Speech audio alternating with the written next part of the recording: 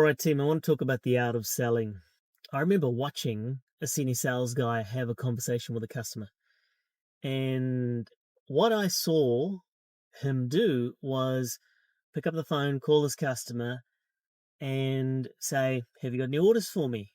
What do you need for the month?"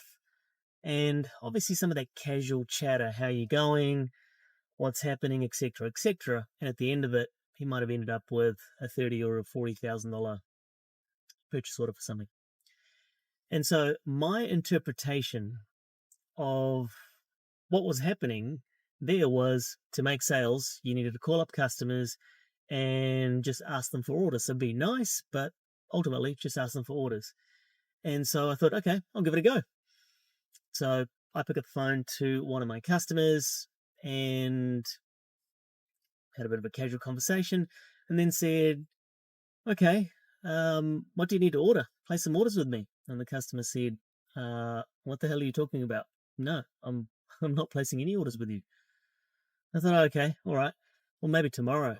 So the next day I did the same thing. I called the same person back and some of the niceties, hey, where's the orders? Where's the orders? Where's the orders? And then one day, it might have been after 3 days, the customer said, why do you keep calling me?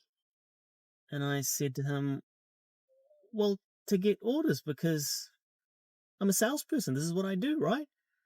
And he said, no, mate, you've got no idea about what selling is. That's not how you do it. What I didn't understand is with this senior sales guy, what he was doing was truly an art.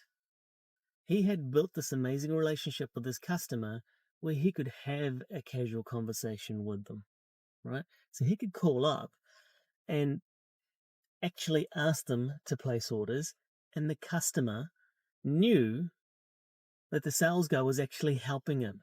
When I was calling up my customer with zero relationship and asking them for orders, I was just being a rude salesperson, right? So I want you to think about that in your sales journey. That's why we call it the art of selling, because there are a whole lot of subtleties that you need to get right before you'll be in a position where someone's just going to give you their hard earned money. It's not just about picking up the phone.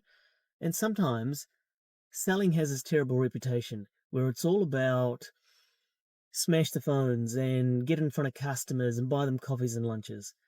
By no means are you going to be able to close high value, high ticket deals if all you're looking to do is just call your customers and ask for orders.